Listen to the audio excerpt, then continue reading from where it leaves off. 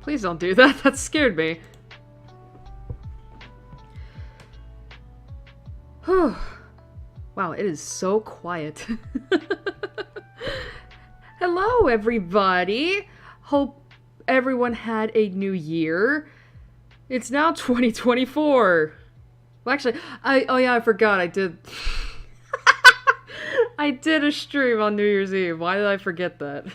No shit! I mean, to be fair, it's like, when we ended that stream, it was only like, what, 2 hours into the new year? It's fine. It's fine. It's fine. But yes, we're back.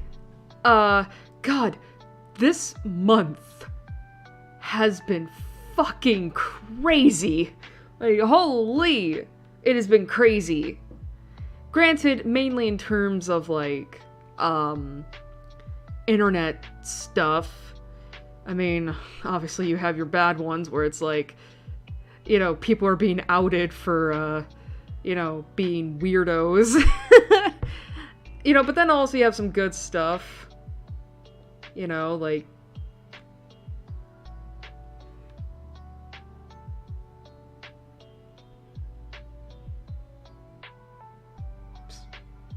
Are you kidding me, Sushi? Why are you meowing? The door is open, you can just walk in. Sorry, it's like I heard the cat meowing and I'm like, she does that sometimes. She'll just walk outside of my room and she'll just like meow and I'm like, what's the issue? I'm not getting up just so you can show me what it is you want me to see. Yeah, like, the door is open. Why are you meowing? Come here. You are such a brat. I don't even know if your purring can be picked up. Oh, jeez. Okay, I'm gonna put you down because your paw hit the keyboard. I'm like, I don't need that. But, yeah, as I was saying, like, but yeah, good stuff has also happened. I mean, we've been seeing new people. That's good. But, yeah, just this month, I feel like just has been crazy. Like, you know how some people on, I was gonna say some people on Twitter. You know how some people have, like, bingo cards or something like that? Like, for the New Year's, just, you know, and they'll put, like, some of the wildest, craziest, like, predictions on those bingo cards. I think for a lot of people, some of the shit that happened just in the last few weeks has been enough to get at least 1 or 2 spaces on those bingo cards. I'm like, oh, that's not good. But, I will say, this month has also been crazy for me, too. Like, oh my god. Like, 2 weeks ago was probably the worst of the year so far, and that's saying something.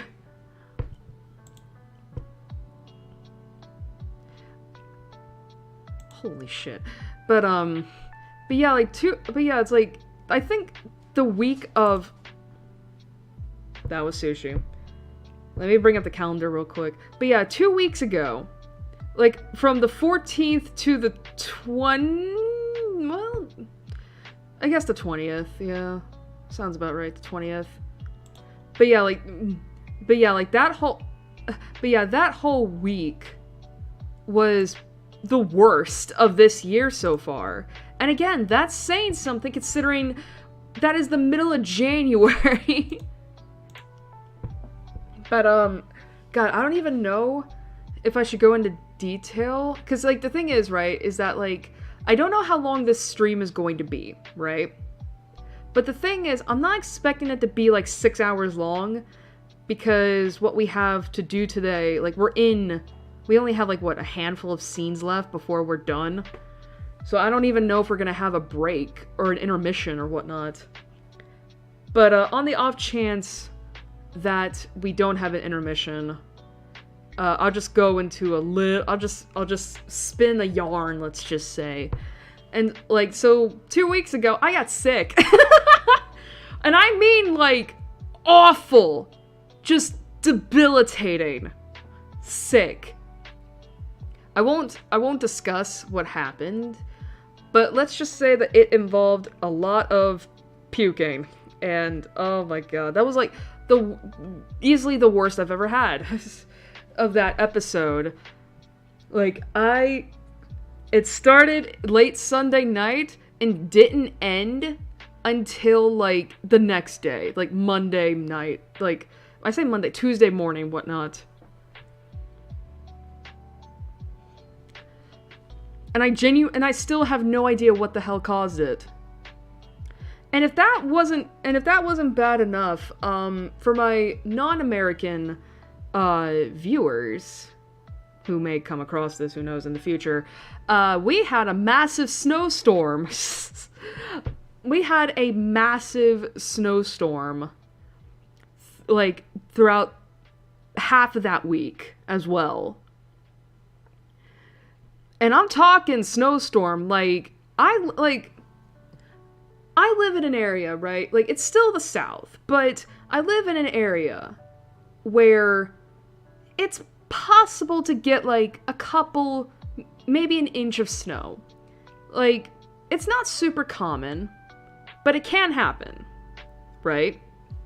However, 2 weeks ago, we just had, like, a massive thing of, like, snow and ice everywhere. To the point that not only was basically every place closed for like an indefinite indefinitely, because we had no idea when the snow/ice was gonna melt. We were effectively stranded. I'm not lying. Like,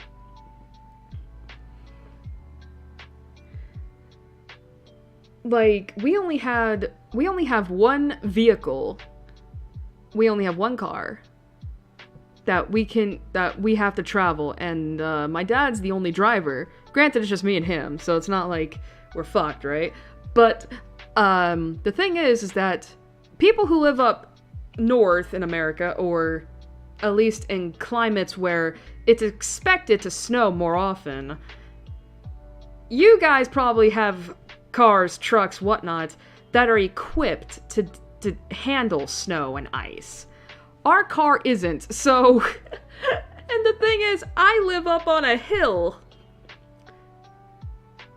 So, the car could not come up the road leading up to the house. Like, my dad had to park the car down, like, in a parking lot on flatter surface. So, and the thing is that, I can't go, I don't have anything that can walk across ice. My dad did, but I didn't, so I had to essentially stay in the house for a week, because I'm not gonna bust my ass trying to walk across ice. Like, I already have a messed up sense of equilibrium in the first place. There is no way I'm not gonna hurt myself walking across ice. So that just sucked. Like, the funny thing is, to someone like me who's never really been in that much snow and ice before, it was wondrous the first couple of days. But then when food was really starting to run low, and we still couldn't get to the store, that was when it quickly just became awful. And God, it took over, like, when did it, the snow and ice started melting, like, Thursday of that week, but I don't think, like, it fully melted until Monday. So it took, like, over a week for everything to, like, get back to normal. And that sucked. I mean, if anything, it made me have a newfound appreciation for people who live in this kind of climate, who live in that kind of thing for more than, like, a week, max, you know? Who have to live with that for months. Oh my god.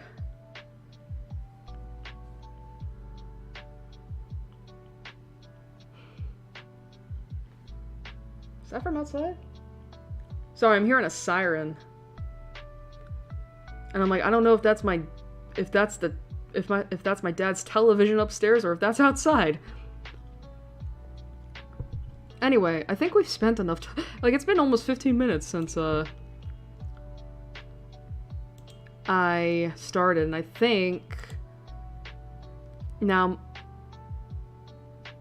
Okay, that's definitely outside. And I think now is a good time as ever to get the game started. Excuse me. Excuse me. Oh, it's gonna be cold tomorrow. That's fine. Alright, yeah, that should be it.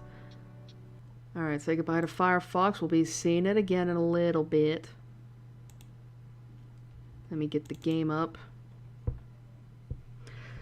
But yeah. I don't think there's gonna be an intermission. But if there is, I don't know. I don't know. I don't know. Yeah, that's definitely outside.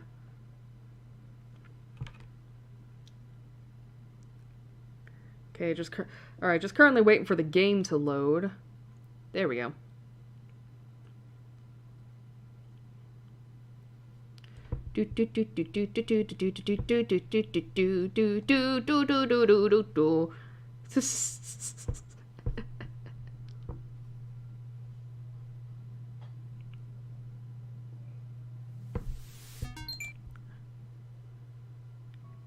Yay! Okay, let me get this back.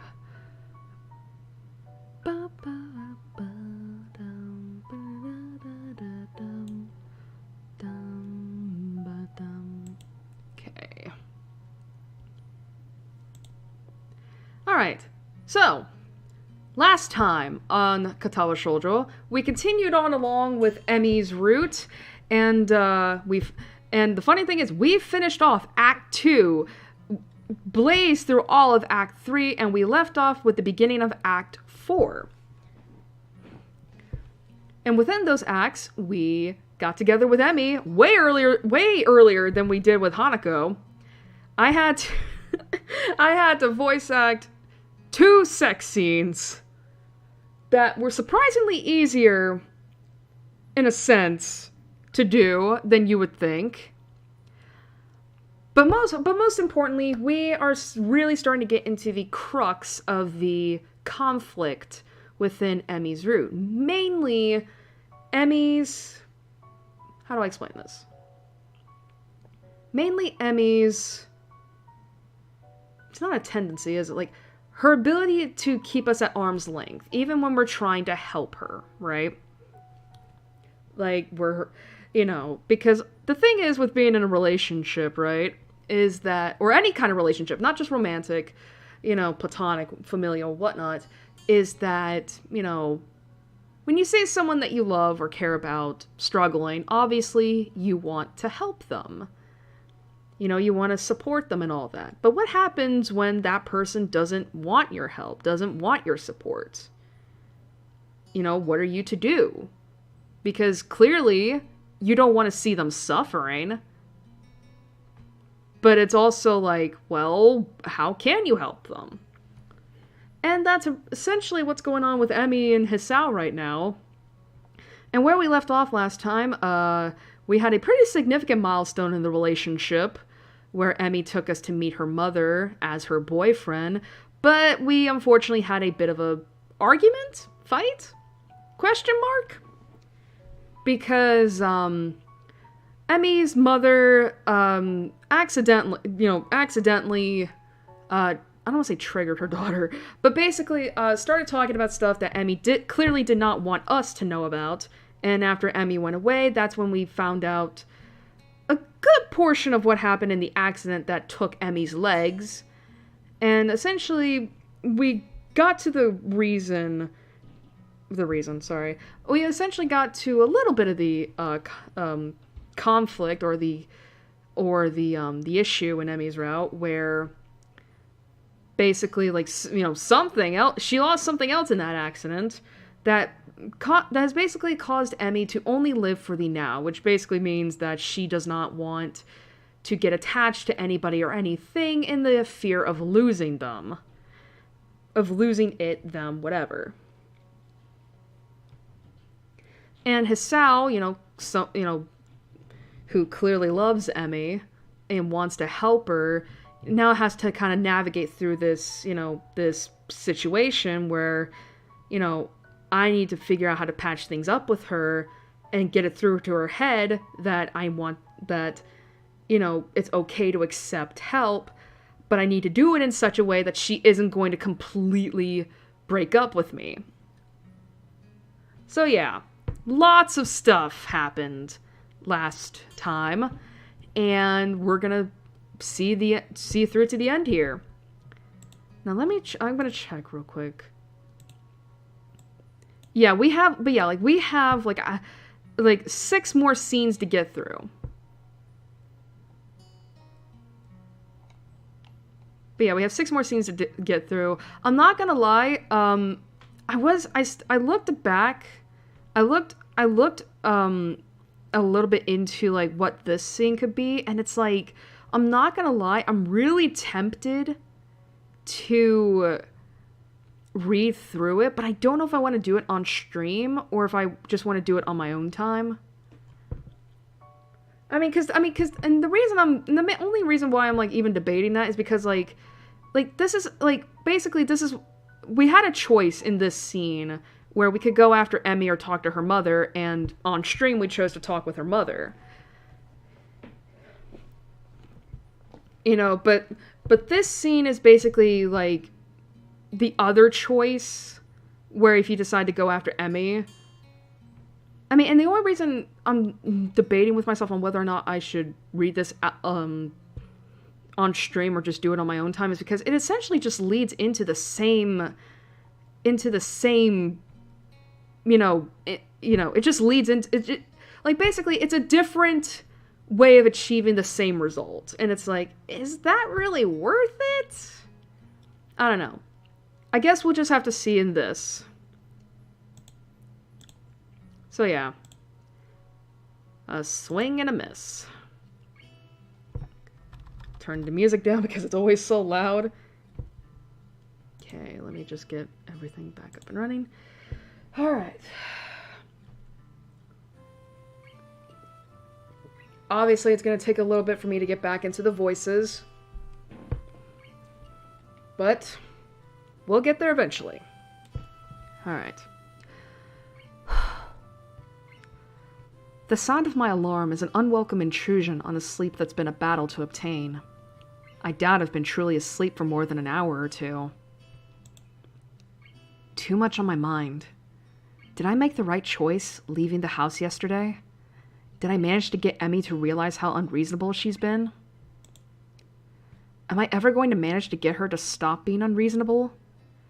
Emmy's mom gave me a new perspective the other day, but I'm still not sure that it's the right perspective. She was hurt when I left yesterday, too. I know that part of any conversation is going to have to include an apology about that. Right thing to do or not, I hurt her. I will say that's very mature. I will say that is very mature. Regardless of whether or not you think you were right in the situation or not, you still hurt someone that you cared about, you love, and it's always best to apologize for that. I hurried down to the track, eager to talk to Emmy. I think I know what to say. Apologize for leaving first, and go ahead from there. Unless, of course, Emmy doesn't show up. Which, from the looks of things, seems like it's the case. It's been about 15 minutes since I got here, and there's no sign of her. Oh! That's right!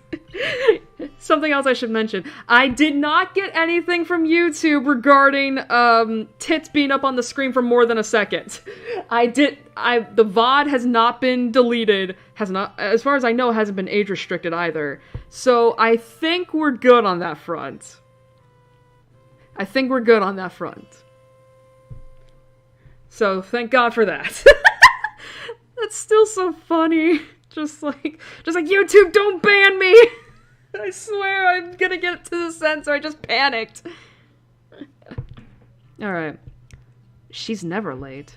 Not unless she's sick, which is unlikely. She probably just doesn't want to see me right now.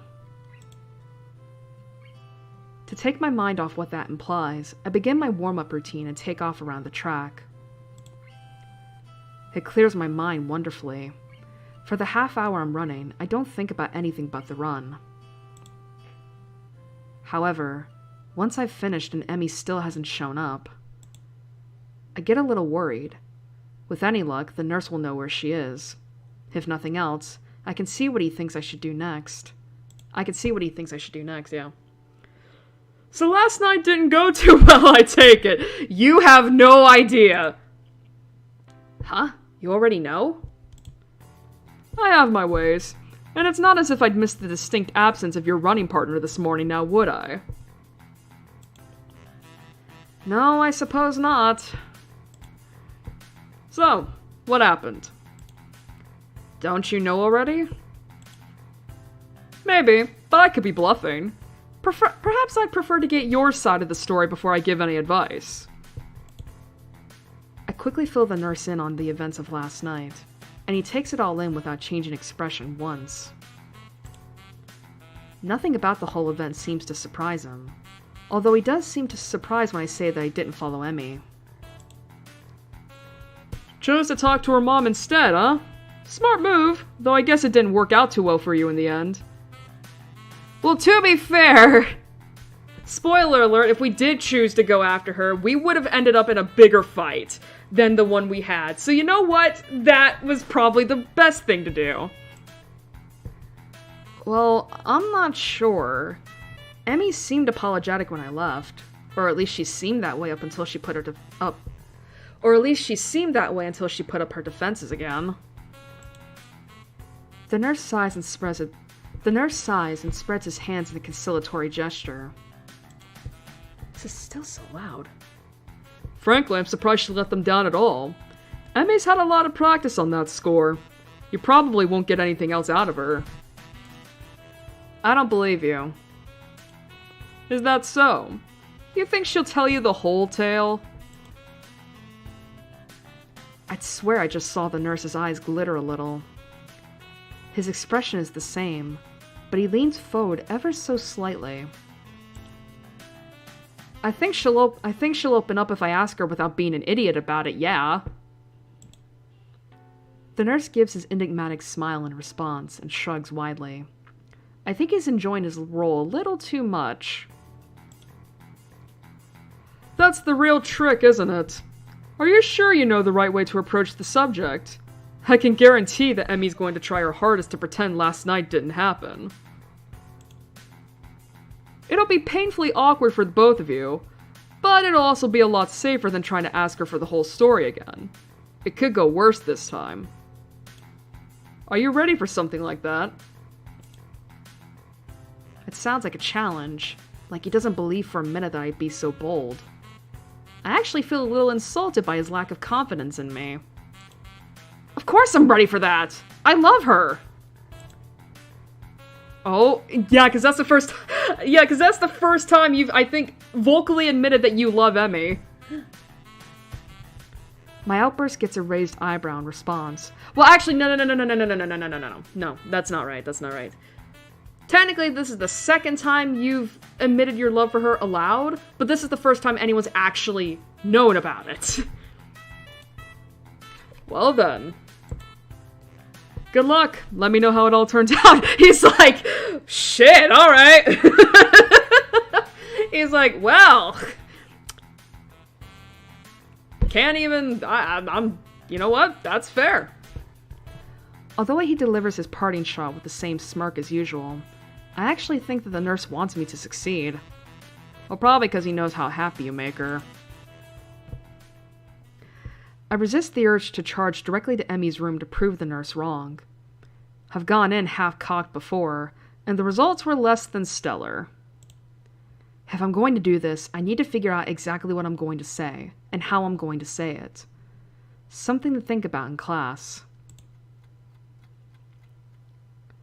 Sure enough, by the time lunch rolls around, I think I have a good enough idea of what to say. I can do this. Whoo! Let's get ready for a heart-to-heart. The bell rings, and I grab my lunch and dash up the stairs, eager to be there first. I'll need to ask Rin to leave, and I'll need to...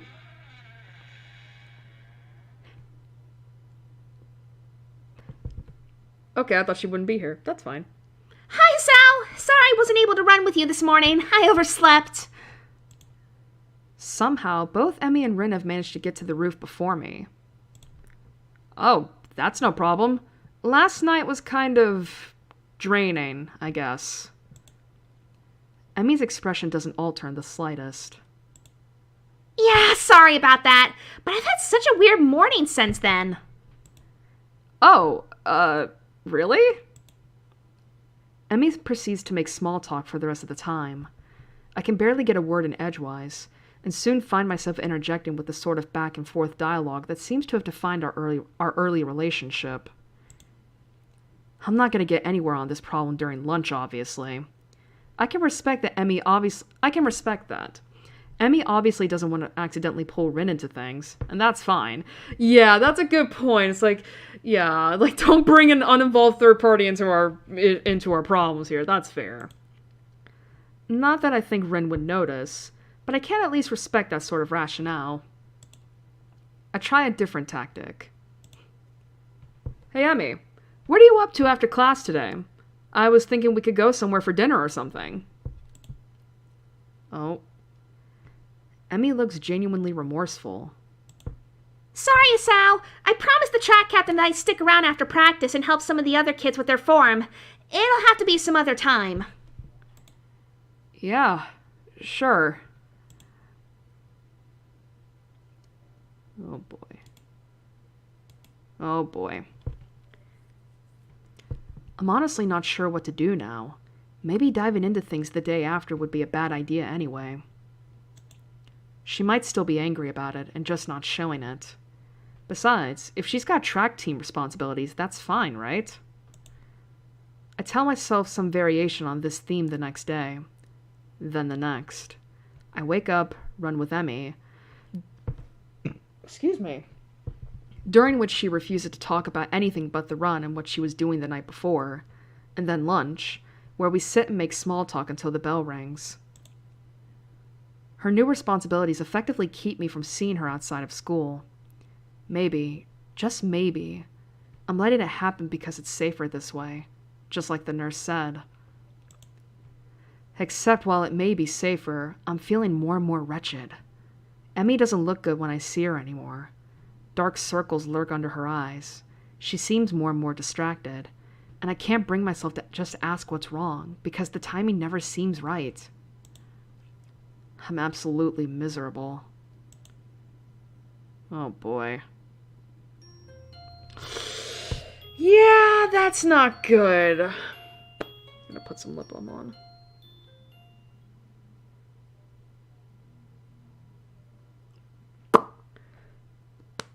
Okay, lip balm is on. Yeah, but that's not good. I mean, that's really not good, because it's like... because it's like, it feels like, because it does seem like everything is, like, smoothed over, but this is the kind of thing that really needs, like, a talk, like, an honest discussion to be truly smoothed over, and the fact that Emmy is just not wanting to, like, engage with that, like, that's not good. Like, yes, it might be uncomfortable, but sometimes in relationships, you're gonna have to talk about uncomfortable things. That's, it's how, once you get through those, the relationship will be stronger for it. Another lunch comes. I trudge up the stairs to the rooftop like a condemned man. Rin is up there, but Emmy is not. Immediately I worry that something's happened to her. Maybe the lack of sleep finally made her collapse. Or something worse. She seemed pretty tired after our morning run. Maybe she fell asleep and didn't even make it to class. Hey, Rin, where's Emmy? In response, I get a rather penetrating look from Rin, and something approaching a frown appears on her face. Is that information really important? I think so. She's usually here with you, isn't she? I don't know. I have no way of being sure. I can confirm that she is in fact usually here with you when I come up. Well, she isn't now. Does that worry you? Kind of. Oh, there she is. That seems to end the conversation, and the point becomes moot anyway because Emmy bounced through the door with her usual energy. Saving throw. Okay. Hisao's kind of worried about you, Emmy. I don't think he can decide. Or maybe I just don't believe him. But I think I'm going to go somewhere less awkward now. She's like, I'm going to get out of here. Bye. See you two later. I'm so surprised by Rin's... Oh. I'm so surprised by Rin's being suddenly... By Rin's being so suddenly forward... Wait, what? I'm so surprised by Ren's being so suddenly forward about, well, anything at all, that I merely watch her head through the door. Okay, I get the sentence now. It's just weird to read. Emmy is... Oh boy, not this word. I always have problems with this word when it comes to saying it. Emmy is similarly surprised and colors slightly crimson as she stares open-mouthed at me. It occurs to me that I should probably say something, if only to break this awkward silence that has suddenly descended. It's because you weren't here yet. I was, worried about it. Why? You're usually here, so I was worried that something had happened to you.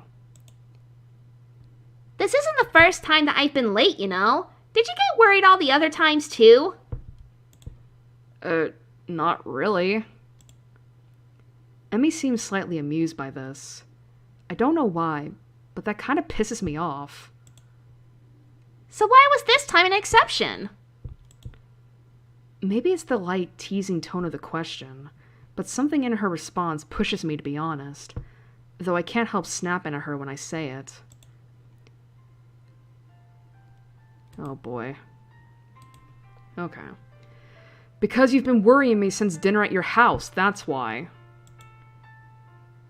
Well, now it's out in the open. And Emmy's eyes are wide, and she looks like she wants to bolt, but she doesn't.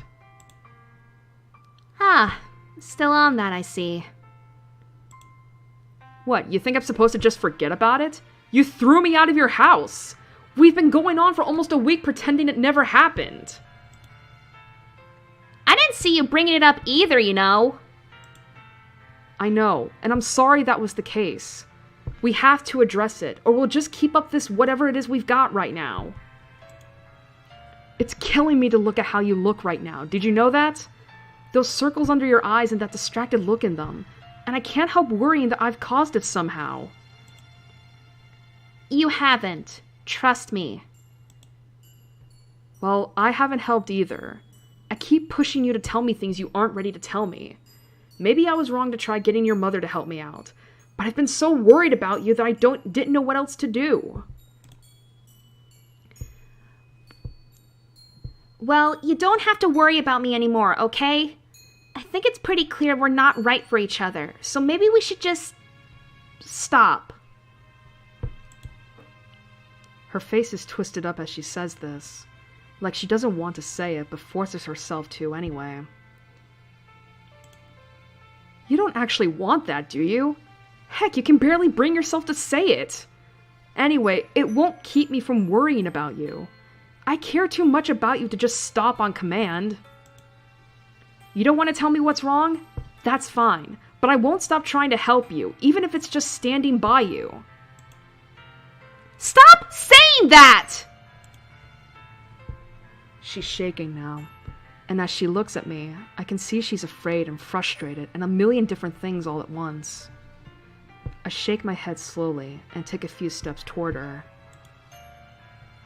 You know what your mom told me? She told me that you never ask for help, because you know that you're strong enough to get through anything on your own. But that's not the full story, is it?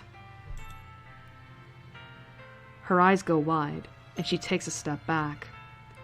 I keep going, because I think I finally figured it out.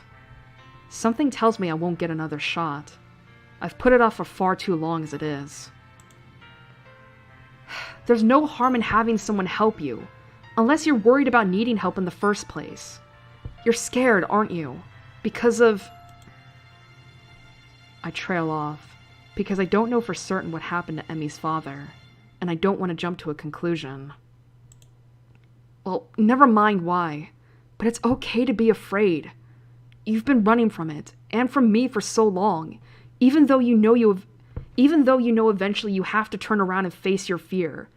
And I'm going to be there to help when you do.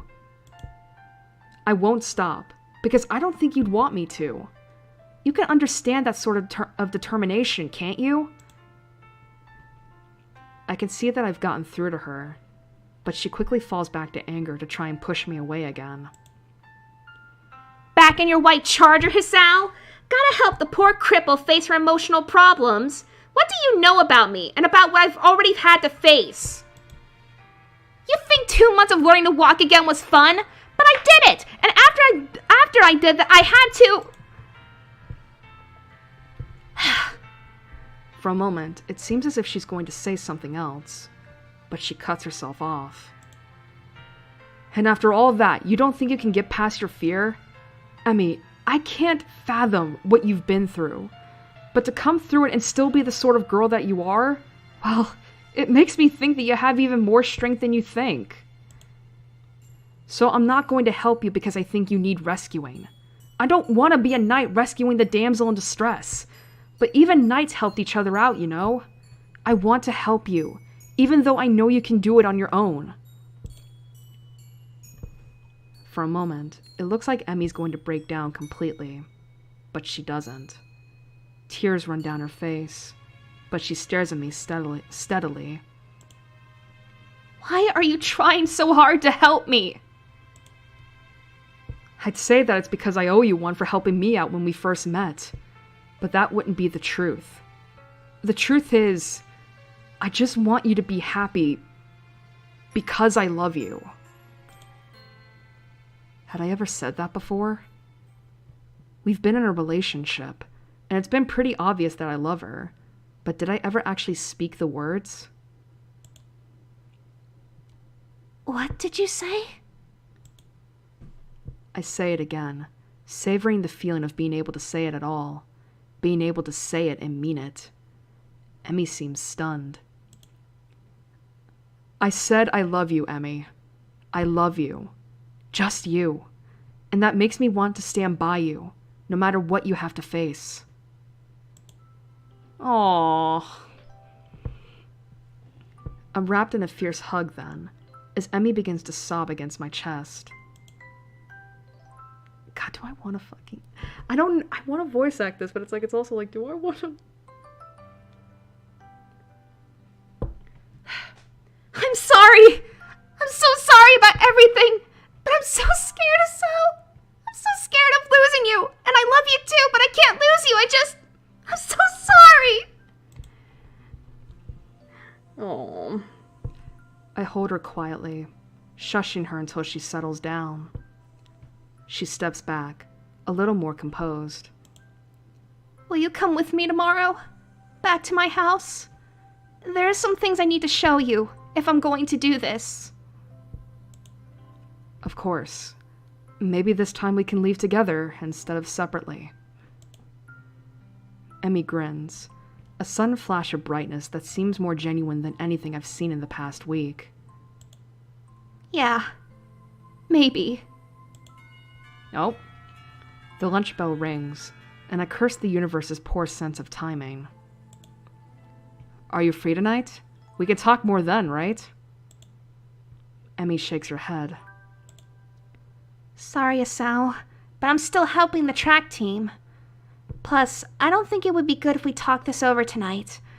I'm going to be too tired to think properly, and I want to be able to tell you everything without screwing it up. You can wait, right? Even now, there's a bit of fear in her voice. I smile and rest a hand on her shoulder. Okay. I'll be waiting. Emmy gives me a quick kiss before she heads for the stairwell. Thanks, Asao. See you tomorrow morning. Wouldn't miss it. Hey! We fixed it. Yay! I head down the stairs with the feel of her lips on mine, suddenly aware of how much I've missed that sensation. I'll have to remember to thank Rin for getting us to talk to one another. Now, granted, whether or not she's aware that there was something going on between us, who knows? But hey, thanks. Although it's possible she won't even realize what she's done. Still, if not for her, I doubt I'd have ever been able to confront Emmy again. I guess I needed more help than I realized. Tomorrow, however, I'll need to stand alone through whatever Emmy's trying to work herself up to doing. I'll be up to the task. I hope. Ooh, boy. God, were we... Okay, maybe in those 6 scenes it was... I mean, because the thing is that the one scene we didn't do in Act 3... Again, it does achieve essentially the same result, but it's a different way of getting to that result that I think maybe a couple scenes in Act 4 are going to be missing from. I'll have to check. Alright.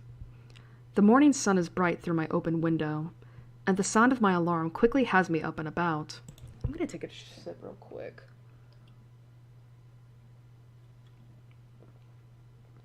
Excuse me. Alright. I slept surprisingly well last night, secure in the knowledge that at least I've got another chance with Emmy. If I could just keep myself from doing anything stupid, maybe I'll find out what's been eating her recently.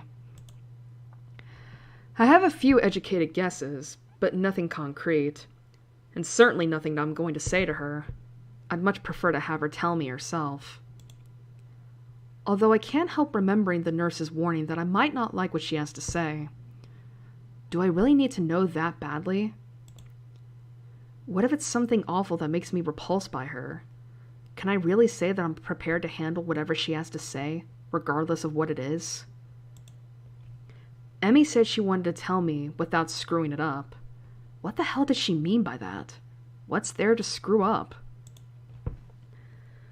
I suppose there's not much use worrying about it, though. I'll find out today. It occurs to me that I really, really need a run this morning to clear my head if nothing else. Hey, at least she's there. Yay. Emmy is waiting for me as promised, looking a little haggard but otherwise bright and cheerful. Much more so than any previous day this week. Excuse me. Hisao! You're late! I wave my hand dismissively. Nonsense! You're just early. Hey, there we go. Now we're back to where we were. Emmy grins back, and it feels like we're finally back where we should be with one another. Except now Emmy, not just me, wants to take another step forward. Although a part of me worries that she'll back out at the last second. Hurry up and stretch, Hisao! I don't want to miss the bus! The bus? I said I wanted you to come back to my house, remember? And I promised Mom we'd be there in time for lunch, so I wanted to hurry. Early start, huh? It's more for my mom's benefit than anything else. Oh, well, that's okay.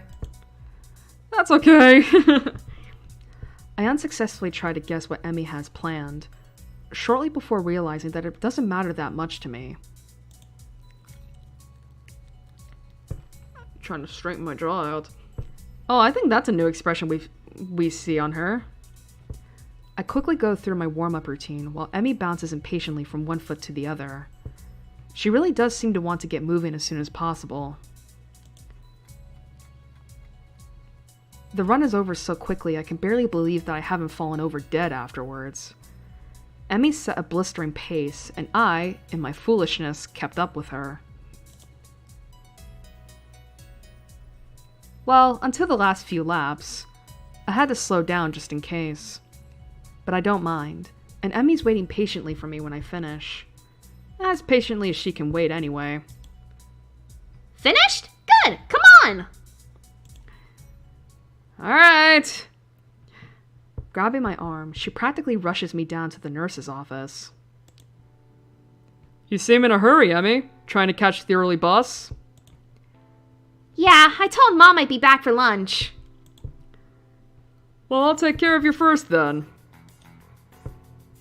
But Hisao's gotta come with me, too! The nurse raises a single eyebrow at this statement, and peers at the two of us searchingly. Really? Today, huh? Emmy's response is a nod, followed by a surprisingly shy grin. Well then, we'll make this quick. So clearly something about today is important. We just don't know what yet.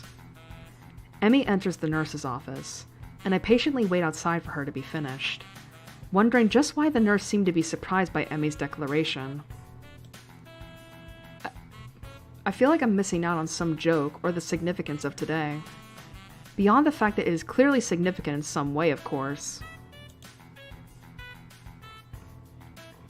True to his word, the nurse has Emmy out of his office surprisingly quickly, and I take her place after promising to meet up at the front gate. The nurse takes my pulse and listens for a bit. Your heart beats faster than usual. Been pushing yourself again, have you? Well, Emmy seemed in a rush to get through the run, so... I'm not surprised. Today is rather important to her, you know. I suspected that could be the case, but I have no idea why that's the case. She hasn't told you? Interesting. So you're not going to tell me either, then?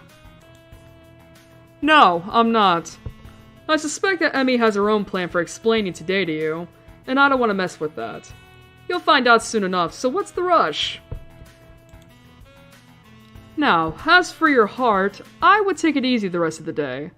No spontaneous races or anything like that, got it? Got it. She won't have her running legs on anyway, right? No, but if you think something like that is going to stop her... Good point. Yeah, it's like... Still. I don't think it'll be much of an issue today of all days, but still. If he's trying to reassure me, he's doing a terrible job. I'm quickly becoming more and more worried about what today could be for. Like suddenly finding out Emmy's in a cult or something. Yeah, sure, okay. At the same time, if today is such a big deal and Emmy wants me to be with her for it, then maybe she really does want to grow closer to me. Maybe this will be the answer to all the riddles, to the sleepless nights and the sudden mood swings. Either way, I barely remembered to thank the nurse before taking off as quickly as I dare from my room, to get a shower and throw on some decent-looking clothes. If today is as important as it seems to be, I should dress appropriately. Emmy, of course, proves me wrong as soon as I reach the front gate, wearing her usual shirt and shorts. So at least I know it's not a terribly formal affair, whatever it is. You're early, Hisao. Not as early as you. Eager, are we? Emmy cheekily pokes out her tongue. The bus stop isn't very crowded at this hour, which seems to please Emmy, and we end up relaxing a little as we wait. We sit in silence for a while, but I can tell that Emmy's trying to work herself up to say something. I don't have anything to say myself, so I sit waiting for her to talk. It doesn't take too long. So, I'm sure you're curious as to why the nurse thought it was so weird for me to be bringing you along today. I was a bit, yes, but if you're not ready to tell me... Emmy stops my sentence by placing a finger on my lips. Don't tempt me, Hisao.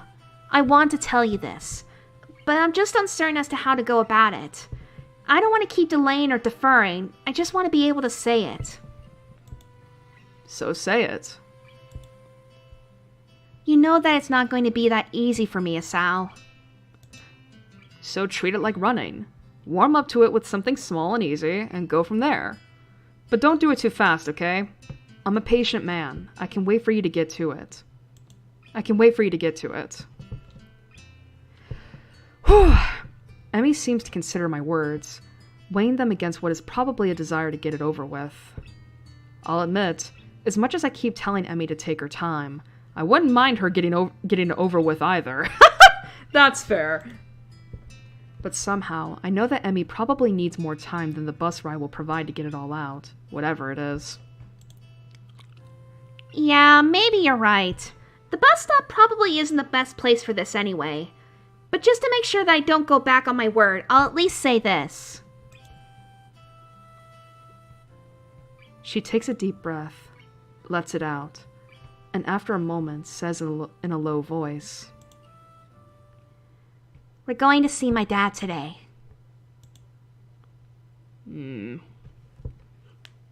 words hang in the air, and I can see that Emmy's afraid that I'll panic and disappear in response, which a part of me almost wants to do. But it would be stupid of me to back out, or to suddenly abandon the promise I made to be there for Emmy when she needs me. The nurse thought it was so weird of her to bring me along.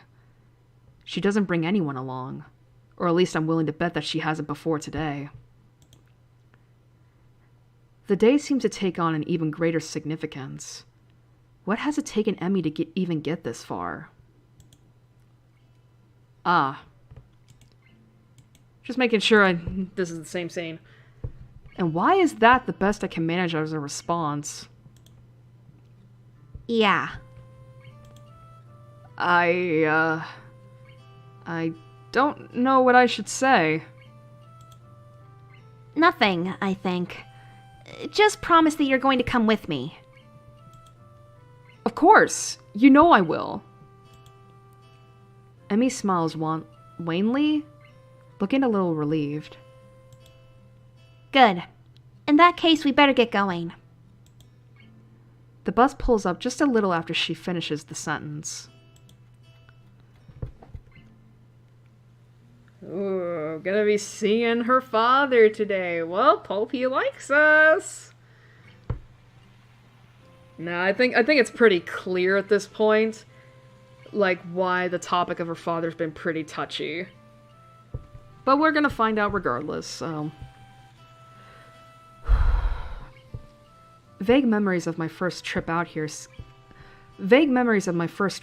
come to mind as I step off the bus, but unfortunately, they're too vague to be of any use. I'll be the first to admit that I don't quite recall how to get to Emmy's house, so I let her lead the way.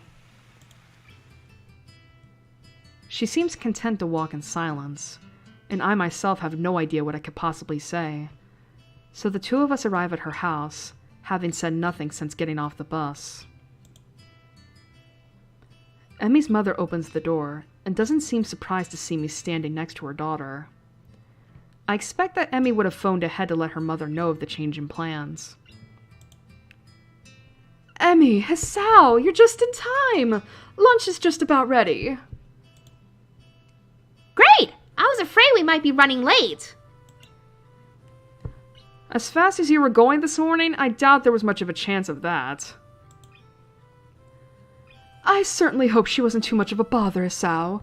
She tends to get a little paranoid about being on time when food's involved. I hadn't noticed.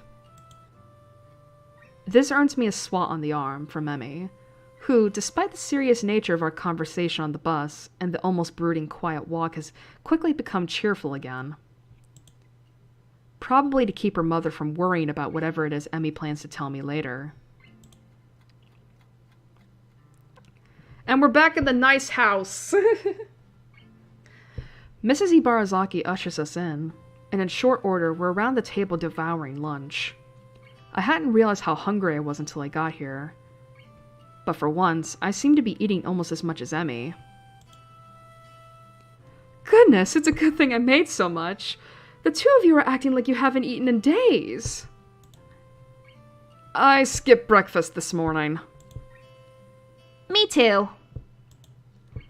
Had to catch the bus, I assume. That, and I figured you make too much food, so it wouldn't matter if I skipped breakfast. Well, it's good to know that I'm predictable. Emmy nods enthusiastically, and conversation falls off again as we very nearly clear the table of anything edible. It is a testament to the sheer amount of food on offer that we don't finish everything. Sorry. I lean back in my chair with a sigh and thank Mrs. Ibarazaki for the food. I'm glad you liked it, Asao. Now, has Emmy told you where we're going? Yeah, sort of. Is it far from here? Not really, but we'll drive there to save time. It closes kind of early. I nod in assent and stand up, ready to go. Well then, shall we? Mrs. Ibarazaki nods and leaves the room to grab her keys. Emmy, I notice, has started to fidget nervously. Second thoughts? Emmy smiles tightly at me and shrugs. She's fallen silent again, which probably means that I'm right, and she's starting to regret bringing me along. Not that I blame her. She's done such a good job of shutting me out that I doubt it's easy to suddenly open up. Honestly, I'm worried that she's forcing it. But she said... My jaw is starting to hurt already. But she said while waiting for the bus that I'm not supposed to give her a chance to back out. And since I promised to go with her anyway, I suppose there's not much of a choice. I can't go back on my promise, and she can't go back on hers. I just hope the both of us are up to it. We're off! Emmy's mother blows through the dining room, collects the two of us, and heads out the door at a brisk pace. Now I know where her daughter gets it from. Oh boy. Can I hide the image here? So, these look like graves. Think we're in a cemetery, guys. Woohoo! The car pulls up at the cemetery gates, and I feel Emmy tense up beside me. I reach over and give her hand a comforting squeeze, which causes her to relax a little. Emmy's mother doesn't follow us, explaining that she prefers to visit the grave alone. Emmy steps through the gates and looks back, as if to make sure that I'm still there. We step into the cemetery. I don't feel comfortable in cemeteries. Gravestones litter the ground, each one serving as a reminder that someone used to be alive and is no longer. How many died young? How many were as old as I am now? When do I wind up with a marker of my own? How much longer do I have left? The concept of not waking up, not seeing Emmy anymore, is not a happy one. It frightens me, and I very nearly turn around and exit right then and there. I don't want to go among dead people. I don't want to see their stones and think about who they were, or what they could have been if they'd only had more time. Then I look at the girl next to me, and my resolve returns. Emmy's striding purposefully down the path, eyes clear, setting a pace that's very nearly a jog. The sooner we get there, I suspect she thinks, the better. We're here.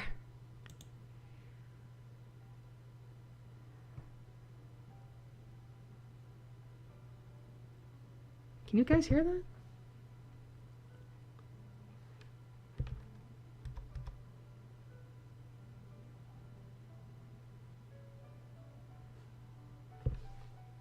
Hi, Cat. Friendship. Sushi, go. Go. Thank you. A gravestone, wholly unremarkable in everything except for the name etched upon it. The grass has grown up around the base. Emmy's eyes are riveted to the stone. After a few moments, she turns around, looking surprisingly calm, yet solemn. Pink's not actually my favorite color, you know? What? I'm warming up to it. Ah. People tend to think that pink's my favorite color. I think it's because I like strawberries. And even though those are red, they just assume that pink's the right color for strawberries. And that it's my favorite color. But it's not. I'm too polite to tell anyone otherwise, of course. And it's not the kind of thing worth getting worried about. But I'll bet even you thought pink was my favorite color. Blue. That's my favorite color. My mom and dad are the only two who know that. And now you do too. Thanks for telling me, I think. You're welcome. There's a pause as she considers what to say next, drawing a quick breath. I can't carry a tune to save my life. I can hum, but actually singing a song is something I've never been able to do. I don't mind because I'm not a fan of karaoke anyway. Well, that's one potential date idea out the window. People all think that I'm a really popular and friendly person, but I only have a few close friends. Probably because I keep everyone in the dark. But I think it's also because I hate the idea of losing a close friend. There aren't many people worth the risk. I'm terrible at saying goodbye. I sometimes think that I only run because it's what I used to do with my father. You're not my first boyfriend. I dated a guy for a long while during my second year at Yamaku, but in the end we broke up, because I didn't want to get closer to him. He couldn't live with that distance between us. Her rate of speaking increases slightly, as if she's rushing towards a finish line. I'm actually 1 year older than you. Everybody thinks I'm younger because I'm short, but I had to skip one school year because of my accident. They initially thought I was paralyzed when they pulled me out of the wreckage. I'd lost my legs already, but they were afraid that I wouldn't even be able to use what was left of them. After surgery, it was clear that their initial assessment was mistaken. I couldn't feel my legs because of shock, short-term paralysis due to the other trauma I'd experienced. My recovery was one of the fastest they'd ever seen, or so they told me. I never found out if they were serious about that, or if they told that to all the patients learning to walk again.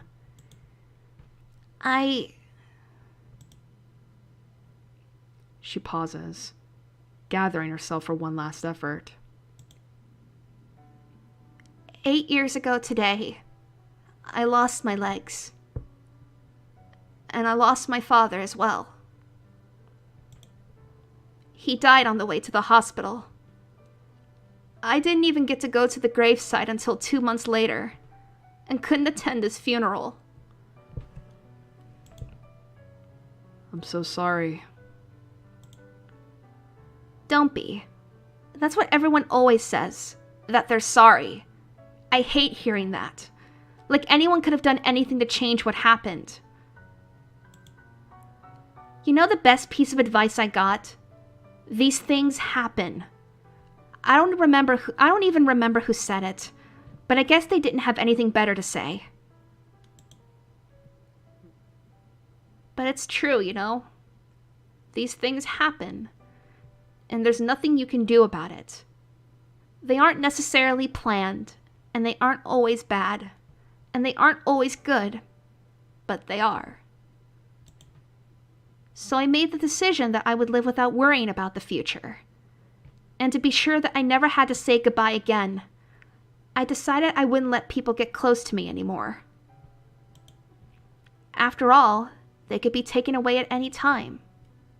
And you know what? She laughs, a little bitterly. Her eyes start to well up with tears, and I step forward to embrace her, but she holds up a hand to stop me. I'm not finished.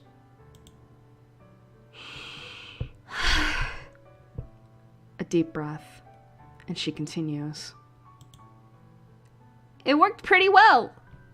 Until I met you and saw that you were trying to adjust to stuff here. So I thought I'd help. And then you were so nice, and I couldn't help it. I just...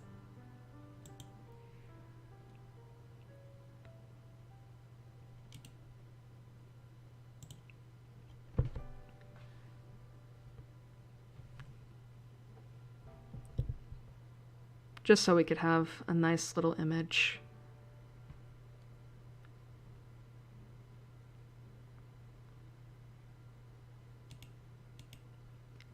The tears are flowing now, and she accepts the embrace this time. The rest of her sentence is mumbled into my chest. I tried not to fall for you, but I did. And then I tried to keep you at a distance, like with my first boyfriend, but I couldn't. But I've been so scared because I don't want to lose you, and I might anyway. Hey, I'm still around, right? And maybe I won't be forever. But don't you think it'll be fun while it lasts? Neither of us could survive the day. There could be a bus crash or something. But so long as I know that I've been with you, I don't think it matters. A sudden thought strikes me, and I can't help laughing. My condition had me scared of dying so badly that I immediately seized on the opportunity Emmy presented to improve my odds of living longer. But without Emmy, would there have been any motivation to keep up with my running? It hits me that Emmy is the reason I want to go running every day, so I can spend as much time with her as possible. Emmy looks up at me, confused. We'll go on living until we stop. And when we stop living, we'll be able to know that at least we've had time together. And I wouldn't have it any other way. Because I love you, Emmy. And right now, that's enough for me.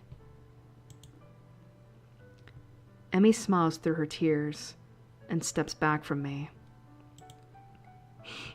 You know, it's funny. What is? I thought that the best way to live in the moment was to do it alone. But now, I don't think I'd have it any other way either. I'm glad I met you, Hisao. Well, these things happen. Emmy and I stay by the grave for a while, as Emmy pays her respects to her father. When she's ready to go, we exit the graveyard side by side.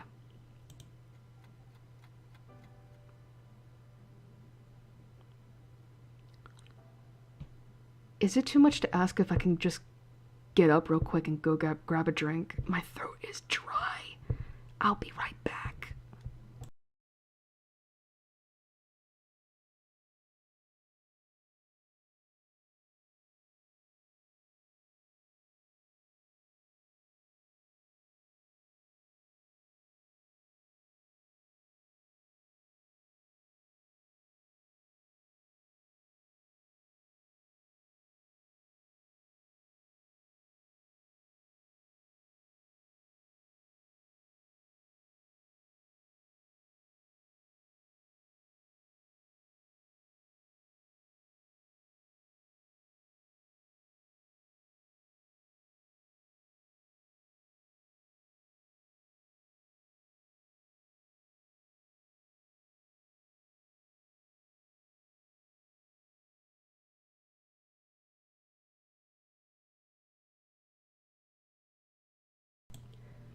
Okay, I'm back.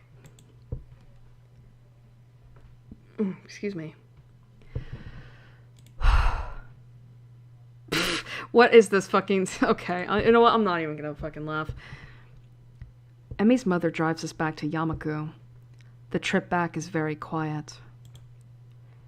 We wave goodbye as the car drives off, and I glance down at the girl leaning on my arm. How are you feeling? Emmy shrugs non-committally. I'll be fine. Come on. Excuse me. I'll be fine. Come on, let's go. We pause outside the girls' dorm, and I turn to face Emmy, ready to say goodbye. Why don't you come up for a while? Okay.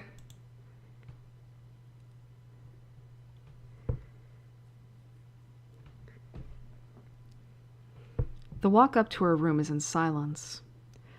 I'm not sure why I suppose I'd be turned away at the door. I guess I just assumed she'd want to be alone.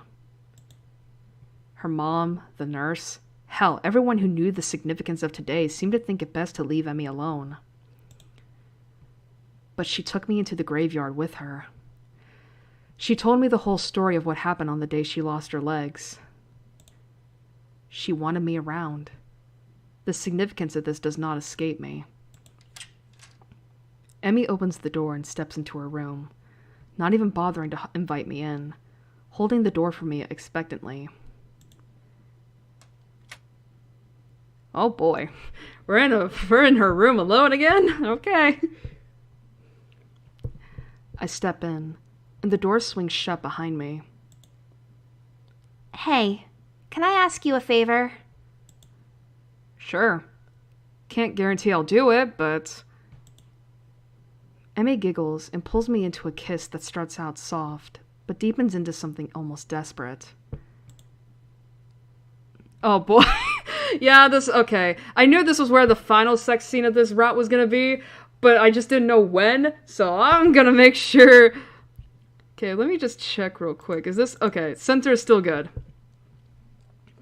Alright, you're gonna hear the spacebar for a little bit, just in case I have to censor shit real quick. Excuse me. Excuse me. Stay with me, please? Oh, whoops. Okay, I did not know spacebar could also do that. Whoopsie, my bad. Her voice has dropped to a whisper. The question is barely audible over the sound of my own breathing. There's something about the way that she asks that question, the hesitancy in it, the quiet voice, that makes me think she doesn't mean tonight. No, she means exactly what she said. Stay with me. Not tonight or forever, because both of us know there's no such thing as forever. There's no time limit to her request. There's just the request. The favor. Can I do that? Can I stay with her? Of course.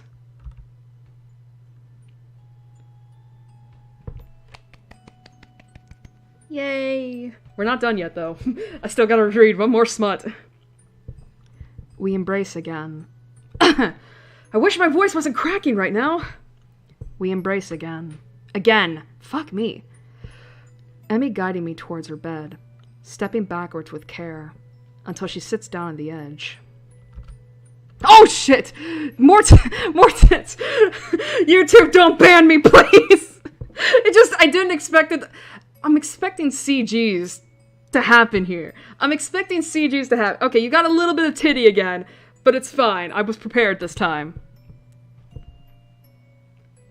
She's gotten my shirt off by this point, and I've similarly lifted hers over her head, bra and all. Her shorts come off just as quickly. With practice ease, she removes her legs and pulls me onto the side of the bed with her, my hand coming around her smooth shoulder. Yay, there's no titties, but I'm not going to remove the censor.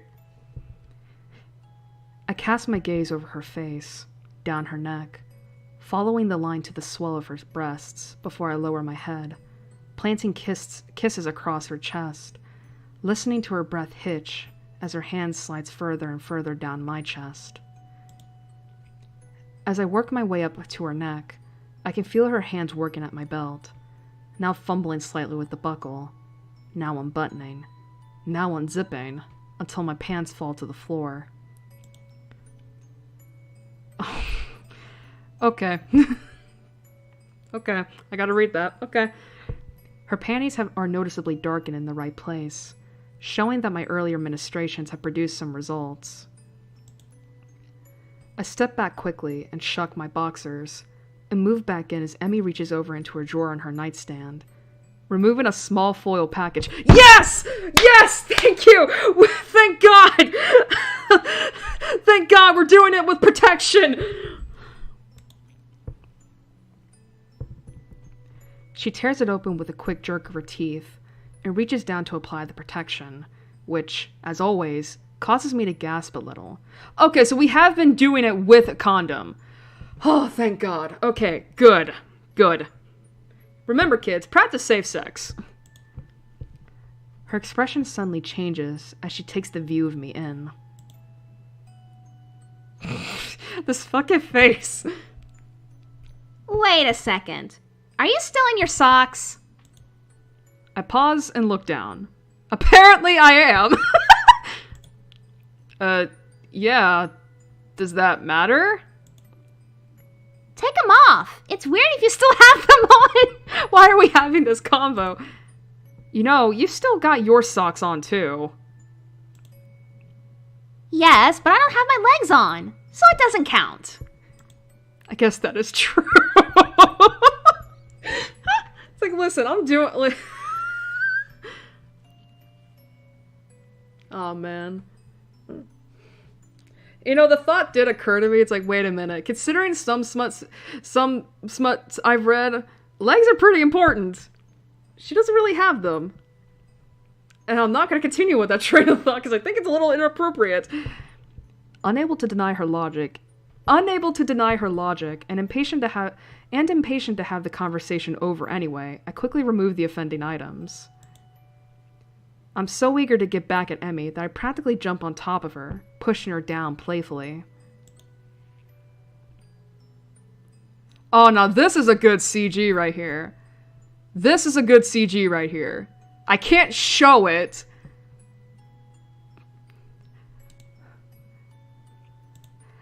But yeah, I can't show it, obviously. Because it's very much sex. You could tell they're having sex. But it is a nice CG. Not gonna lie. It's a really nice CG. Whoops. Emmy's giggling and squirming quickly ends, replaced by a happy sigh as I enter her. Breathing deeply, she savors the feeling. She spreads her arms to grab the sheets. Oh my God. Okay, okay. Her breath is in my ear as I begin moving, whispering words of encouragement, nipping at my neck, now at my mouth. My hips hit the edge of the mattress, shaking the bed. A part of my brain briefly wonders if I should try to be quieter before succumbing to the waves of pleasure racing up my spine. Come on, Airi, you're almost there. Emmy's stomach tenses as she grows closer to the edge, and as our bodies both begin to glisten with sweat, time begins to become hazy. The sound of my own breathing mingles with Emmy's panting, and I ready myself for a final surge before surrendering to the rushing wave of climax. Emmy's body shudders, and she cries out, her fingers digging into my back as I too lose control of myself. My back arches as I let myself go, feeling my body spasm as I orgasm. I collapse next to Emmy, who almost immediately curls against me, smiling. Mentally, I feel grateful that Emmy keeps her nails short. Otherwise, I think she might have drawn blood. Hey, that's one of the best parts of sex. Like, listen, if you can, like, listen, people who read smut, tell me it does not add to your enjoyment when you read about how someone's nails will just leave scratches in your back/shoulders.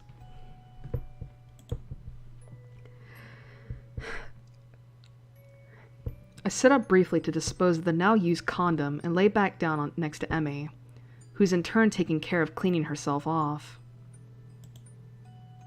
For a while, we lay in silence, savoring the feeling of being next to one another. Emmy is the first to speak. Okay, good. I was like, am I able to take the sensor off yet? I'm not. She's still naked. Excuse me. Oh my God, I am just not having the best, not having acid reflux thing. Alright. Hey, Hisao? Thanks for coming with me today. I smile and plant a kiss on her head. Of course. My pleasure. Emmy snuggles closer, and I can feel her breathing begin to slacken as she begins to drift off to sleep. Just as she's about to fall asleep, she wakes up enough to mutter a single sentence.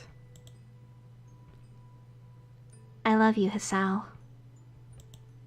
Then she's out like a light, leaving me feeling like I'm on top of the world. I draw the slumbering Emmy as close as possible, pull the covers over us to keep the chill off, and fall asleep as happy as I've ever been. Oh, we still have another scene to go. Okay. Alright, I think we're Gucci. I think we're good now. We don't have to worry about sex. Oh, wait. Hold up. Hold up. Gonna make sure. The morning light seems to reach further into Emmy's room than it does into mine. This results in my waking up earlier than I would have if I had gone back to my room last night, as had previously been our routine. Clean teeth, huh? Okay. I didn't realize it until this morning, but this is the first time we've actually spent the night together. A small movement from my partner's still slumbering form causes me to look to the side. Hair splayed across her face, Emmy continues to sleep peacefully curled up next to me. It's slightly weird seeing her without her trademark twin tails, but it's also a look I could get used to. Oh yeah, I should express too, in the CG, her hair was also down, so she removed the pigtails, which was really nice too. The small size of the beds here necessitates her curling up, but I'm pretty sure she would have done so anyway. The covers are nearly over her head, and I smile as an errant strand of hair causes her nose to twitch slightly. Unable to help myself, I draw her a little closer, a move which she seems to think is a good idea. Her steady breath raises a trail of goosebumps on my chest, but I don't mind. I'm no longer tired, but I don't feel a need to move from my current position. Emmy's warm body in repose against mine is far too comfortable to move.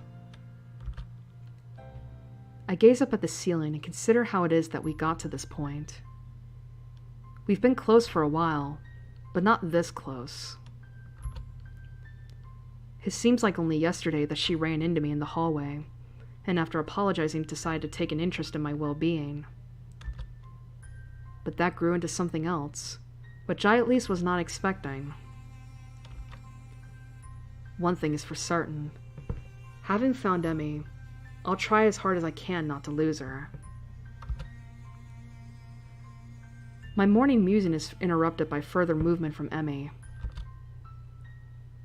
Seriously, I have my mouse hovering over the window capture button to make sure I don't show more titty. Her eyes flutter open, and she seems briefly confused by my presence in her bed as well as her current state of dress, which is non-existent. Hold up. Oh, am I allowed to show this? I mean, there's nothing explicit showing.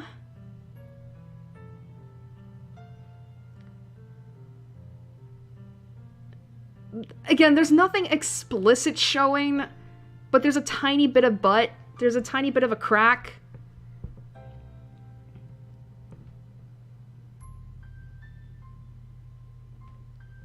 Sorry guys, I'm not gonna risk it. I feel like I've already risked YouTube enough.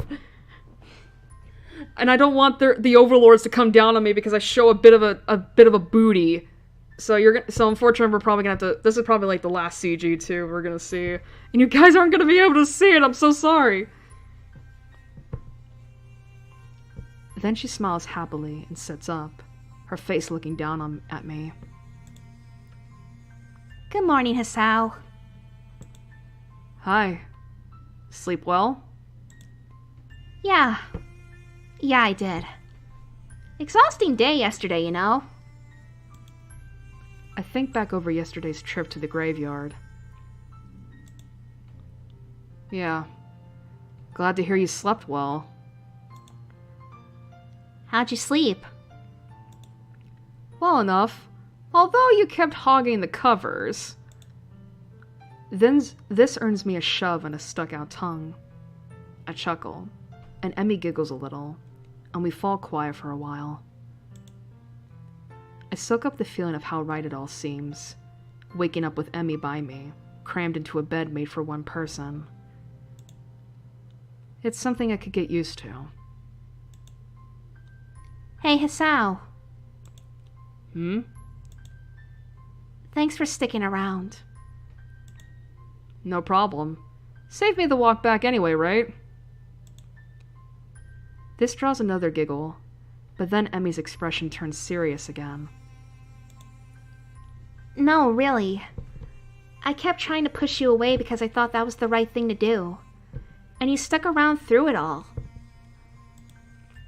I haven't made any of this easy for you, but you stuck it out anyway. So really, I mean it. Thank you. She punctuates this by giving me a kiss, pulling back and looking at me with an expression of affection. I reach up and ruffle her hair, smiling all the while. I'm stupidly lucky, I think. To have come through everything after my heart attack, and to somehow have found this girl is nothing short of a miracle. You're very welcome, Emmy. I couldn't bear the thought of giving you up. I'll even continue to stick around if you want. I'd like that. That settles it then. I don't know how long my heart will keep working, and I don't even really know what I'll do after this year is over, apart from going to university. As long as Emmy's around, I think I'll be okay. I've managed to help her, and she's managed to help me. If we keep doing that, we'll be okay, I think. So, Hisao. Hmm? What do you want to do today? Aww. I think we're good. Credits! Yay! We made it through Emmy's route again. Again? Well, I made it through her route again. And now we get to see Emmy's stuffies here. So there's her concept stuff. What a nice route. Honestly, what a really good route.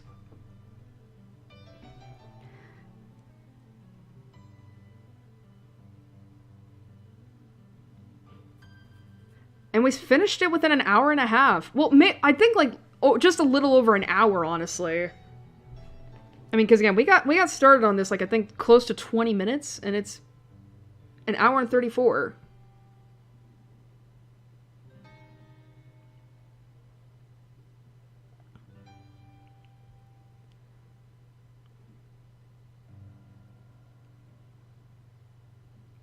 Yay! Punch, punch, punch, punch, punch, punch, punch, punch.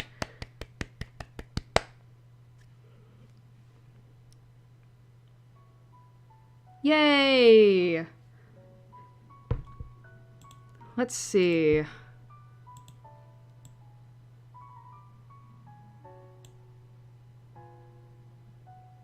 Sex, drugs, but no rock and roll. That's good. Alright. So we only have like one missing scene. Man, but look at that. That's pretty much all of Emmy's route right there. How many scenes do we have off of Hanako? Oh yeah, we're missing a few. That's fine. Am I able to fucking... Yeah, so obviously you could see like some of the CGs, but I'm not gonna fucking hover over that shit. Do we have all the music tracks now? No, not yet. Not yet. Wait. Oh, I think I know exactly what track this is, but we're not going to see that for a long while.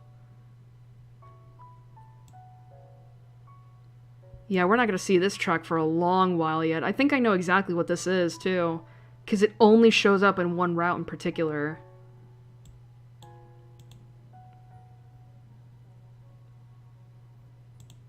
But yay!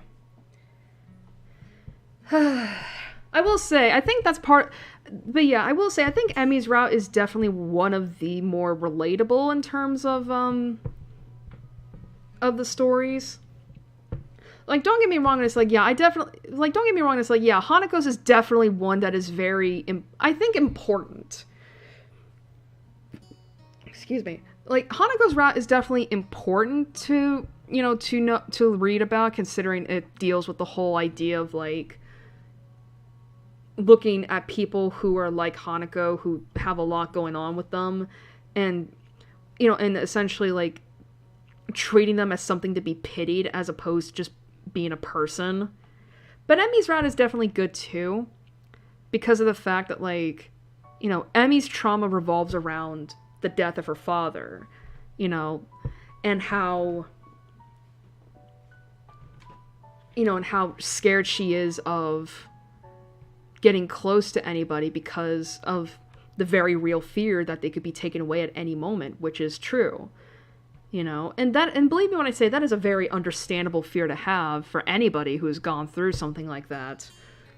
But it's, but the thing is that, you can't let that stop you from getting close to people, because you never know, like, because, how do I mean, it's as Hisao puts it, it's like, yeah, I can't guarantee that I'm going to be here for a long while. Like, I can't guarantee, but that doesn't, but that doesn't mean I regret the time we spend together. If I were to die right now, I would die with no regrets. I got to spend time with you, and that is one of the greatest gifts I could ever ask for.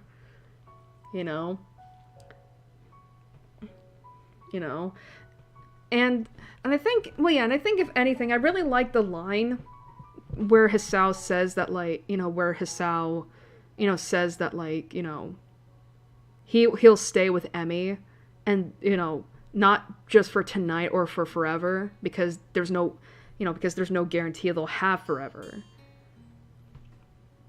He'll stay, but he'll stay with her, for as long as she wants, for as long as he wants, for as long as they want. Until the time comes. But until then, they're going to have the most fun that they're going to have, the most fun that they can have. And I really like that, Like, it's a good lesson. It's a good story. And all that. And I feel like, if anything, it is kind of like a, I don't know if I would say subversion or inversion of the whole, like, live your life in the, like, I was gonna say live your life in the moment.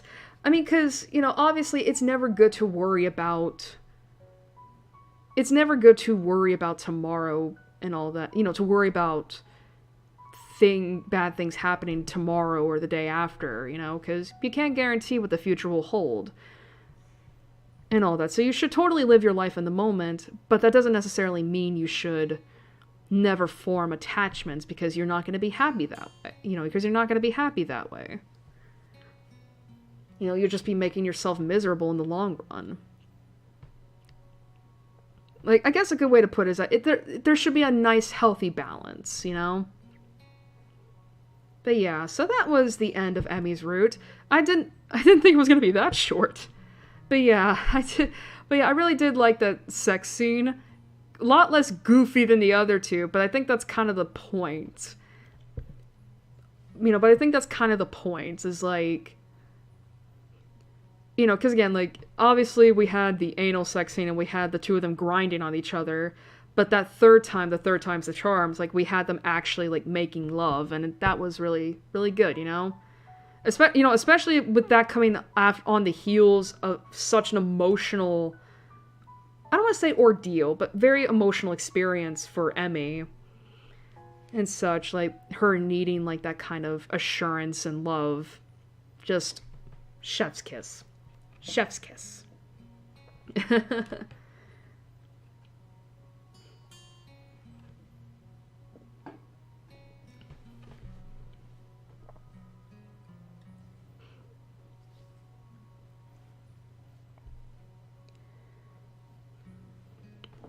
And I will say, I think another thing I really liked about this is the fact that like Hisao doesn't get angry with Emmy for being so hesitant in telling him about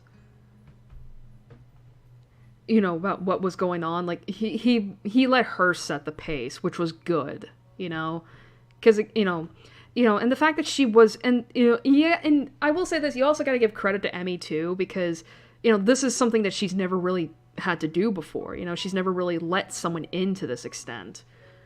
And for her, like, this was clearly a really big thing for her. Like, yes, it is, because yes, it is good for her to open up and let someone into that extent. But it can also be very scary to be that vulnerable with someone. So the fact that she was able to gather the courage and let Hisao in, like, that's really good. That's an awesome thing for her. It's like, good job. But yeah, I think if anything, I think Emmy's definitely like one of my favorites of the. I think if anything, I'm trying to think like what would be my favorite. I think my favorite route to go through is Lily's. Honestly, I think that's mainly because like. I think that's mainly because like I really do like Lily as a character, and there's something a little extra, and there's something I think even like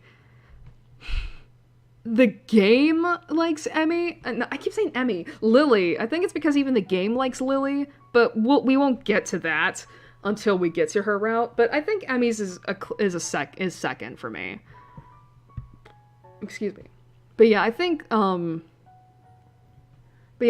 like, in terms of the ranking systems, from what I remember, Lily's first place, Emmy's second, Hanako's third, Rin's is fourth, and Shizune is fifth. I mean, now I should say that that's not necessarily to say that the quality of the story is like in that ranking. Like, again, it's just my opinion, just based off of like what I personally like about each story and such. Because obviously, with a game like this, where you have, where you get to date characters that have like some pretty complex stories, in quotations, obviously people have their favorites.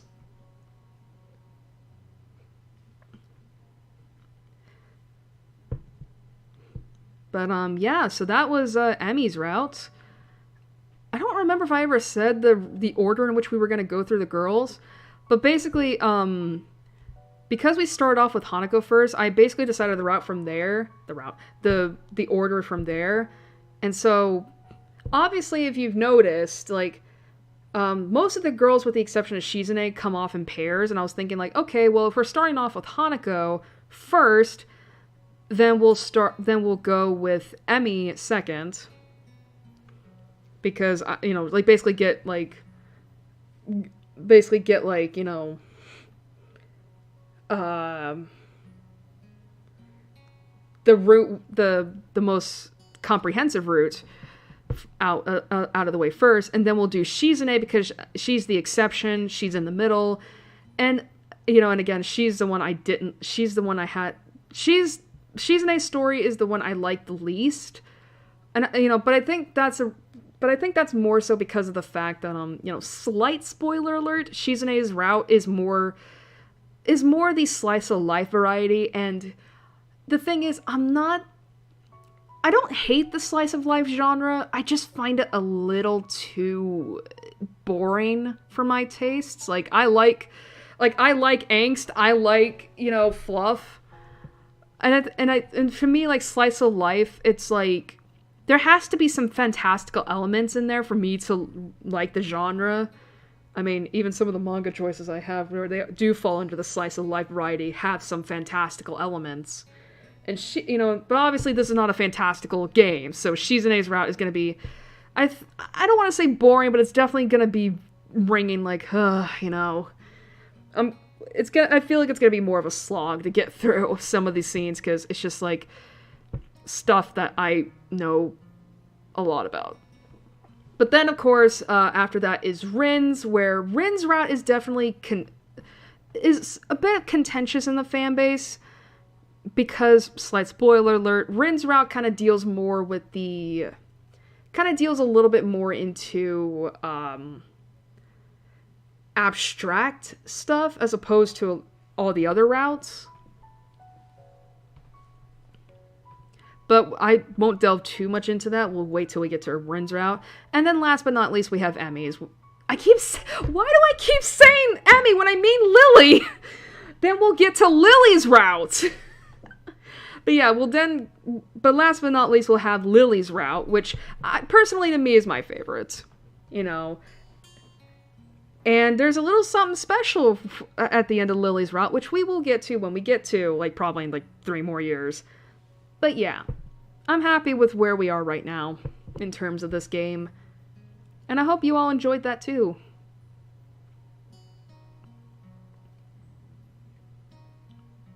God, I can't wait. But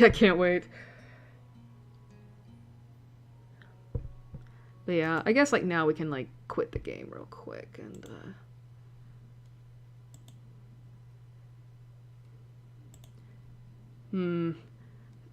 Okay, don't do that.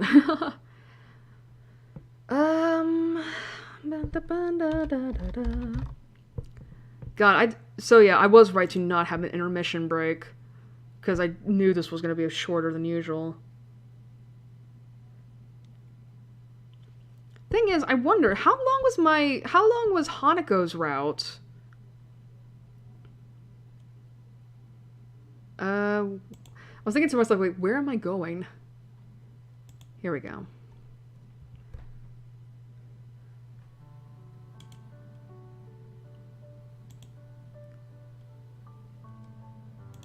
Alright.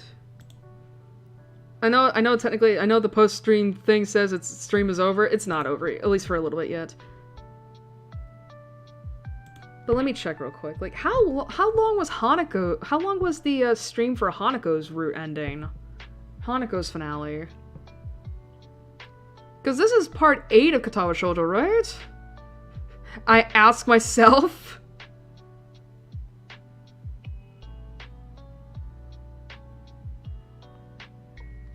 Here we go. Actually, can I just go to my channel? There we go. Like, let me see real quick.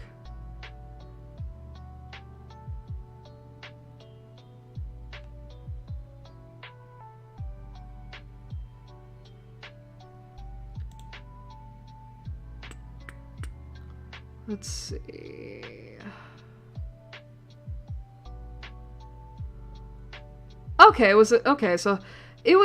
So Hanako's finale was about 1 hour and 37. That's fine. Well, this is already proven to be a little bit longer than usual, but it's fine.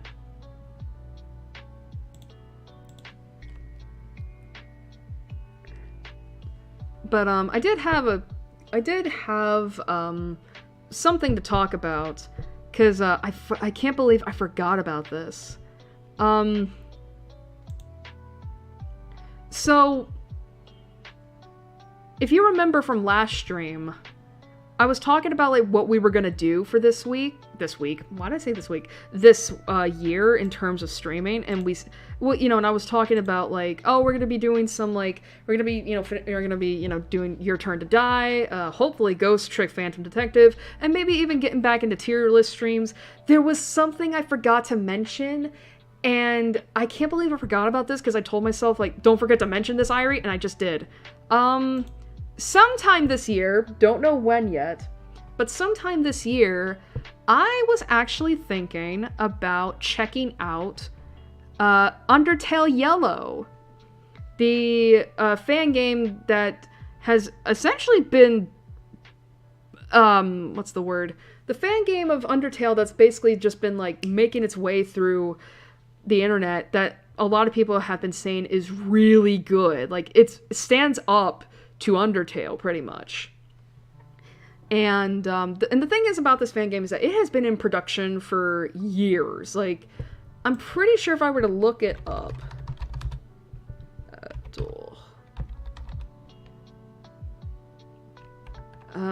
where the hell do I go?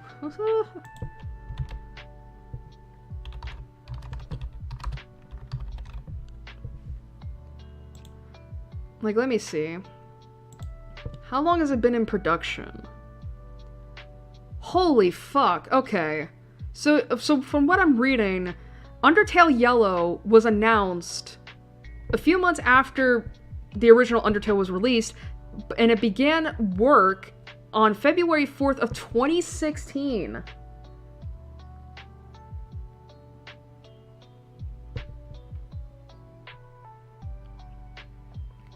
And it only got released almost 2 months ago on December 9th. Now, I don't know much about Undertale Yellow outside of the fact that it's a prequel that focuses on the last human to arrive in the underground, which, according to the development team, is named Clover, and he is, or what pronouns does Clover use? Is it like Frisk where it's they, them, or is it, or do they have, like, gendered pronouns? We could check real quick.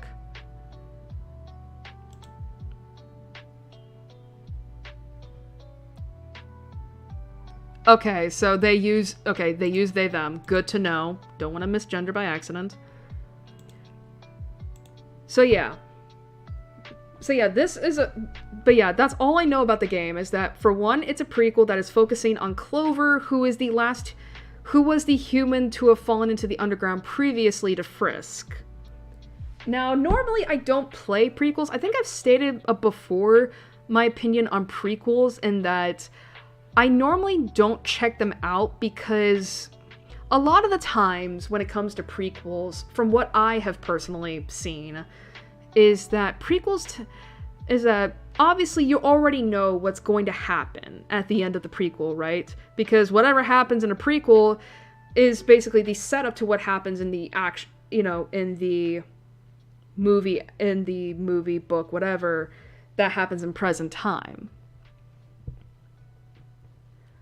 And the thing is, if there is a lot of tragedy in a book, movie, or whatnot, I don't want to check out the prequel that gave way to that tragedy. If that makes sense. I mean, I think the only known exception to this is Birth by Sleep from Kingdom Hearts.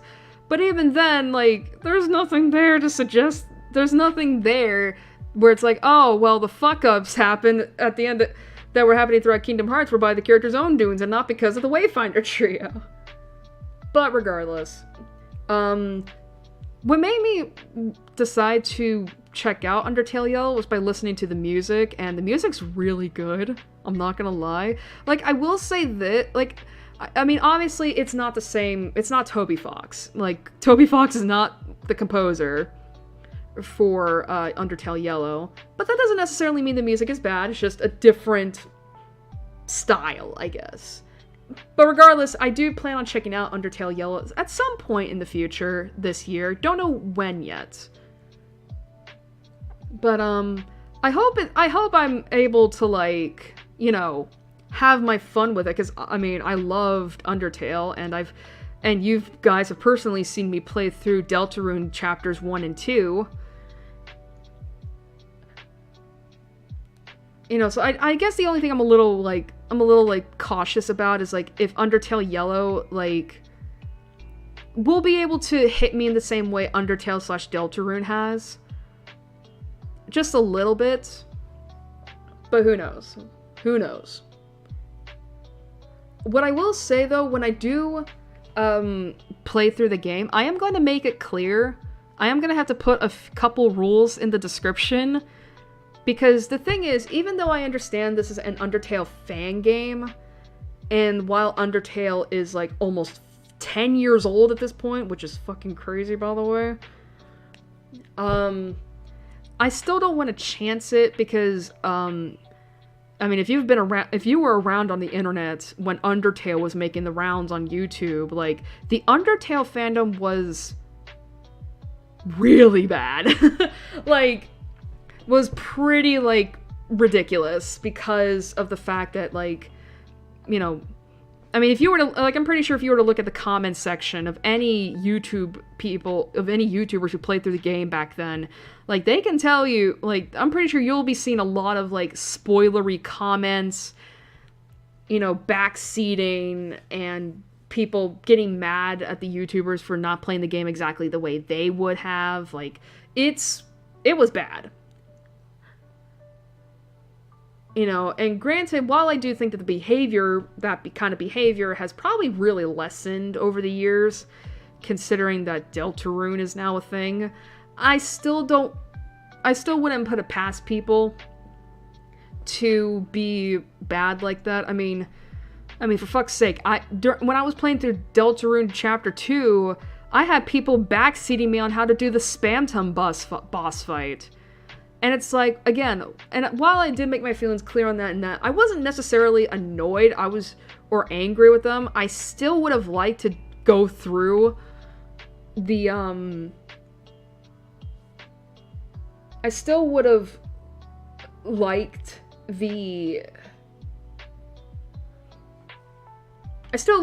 my experience to be completely on my own, you know?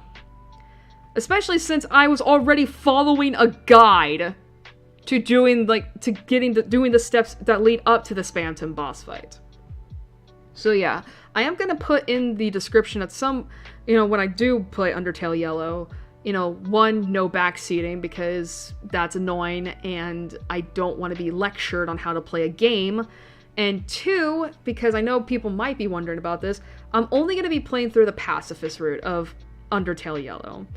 Reason for that being is because I have never played through the genocide route for Undertale, and I've clearly expressed disinterest in doing the genocide route for Deltarune, mainly because of the fact I don't like the idea of killing these monsters that are clearly, like, just normal people.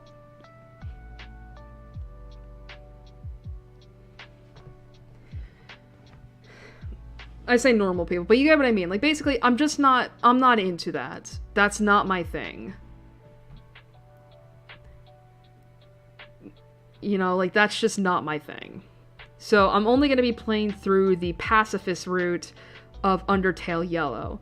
Now, granted, I will try my best to look up a spoiler-free guide to see if Undertale Yellow follows the same structure of the pacifist route that Undertale does, where you have to go through the neutral ending first with no kills before transitioning to the pacifist route.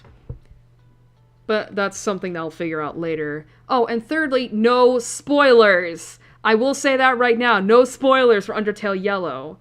Like, while I do have an idea of how Undertale Yellow would end, I still don't want to be spoiled on what I still don't want to be spoiled on what happens in the game proper. So yeah, no spoilers whatsoever. And as far as I'm aware, I think those are the only rules I need to put in the description. Granted, those are very important rules that I hope people will adhere to, because otherwise, I'm gonna be doing what the VTubers do, which is timeout, and then if you guys don't let up, you're gonna eventually be banned. So please don't make me do that. I don't want to be known as a tyrant. But yeah, so that's a thing. That is a thing. But as I said, that's a thing in the future. Speaking of which, what is the next game I'm gonna be playing on the channel afterwards? Well, it is almost that time again, where we are going to be playing through more of Your Turn to Die. And as far as I'm aware, my version of the game only goes up to part 1 of chapter 3. I believe. So that's the part we're going to be playing through next time. And oh my god, and I will say, I'm really curious to see, like, how that's going to go, because, you know, I remember last year and how, oh my god, a roller coaster of emotions the last Your Turn to Die stream was, with everything just happening.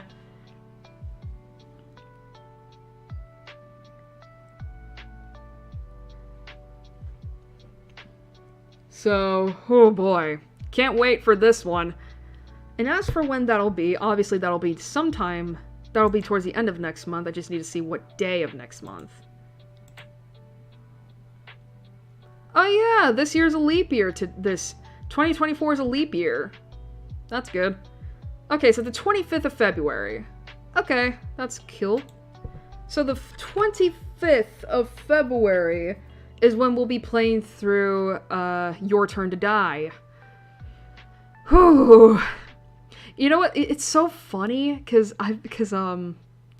it's very interesting because I've been seeing because on my other YouTube channel, the one that I mainly use, I've been seeing a lot of like VTubers play through that game. And the thing is, I know they're not at the place I'm at currently, but it's also just like I don't want to. But I'm also just really curious to see how they're taking some of the deaths that happen in this game, because it's like, ooh, yeah, but yeah. So yeah, that's the plan. Is that on the 25th of February, at of course the usual time of 8 p.m. Central Standard, we'll be playing through more of Your Turn to Die. Probably the first half of the first part of Chapter 3. And then the month after that, we'll be finishing up that game, and then after that, well, who knows? But yeah. So I think that's about all the things I wanted to say. Yeah, I think that's about it. So, I guess just to start wrapping things up here, thank you all for joining me. I know this stream was pretty short by my standards, but sometimes it just happens that way.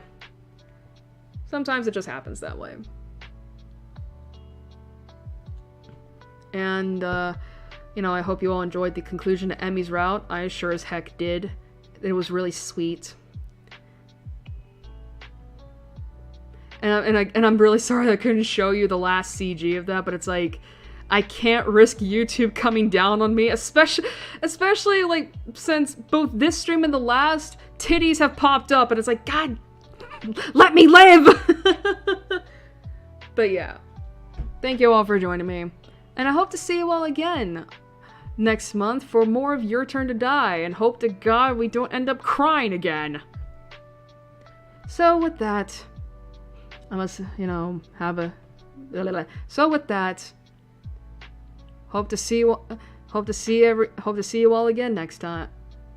Hope to see you all again. So have a good night, a good few weeks, and I'll see you all next time. Good night, everybody.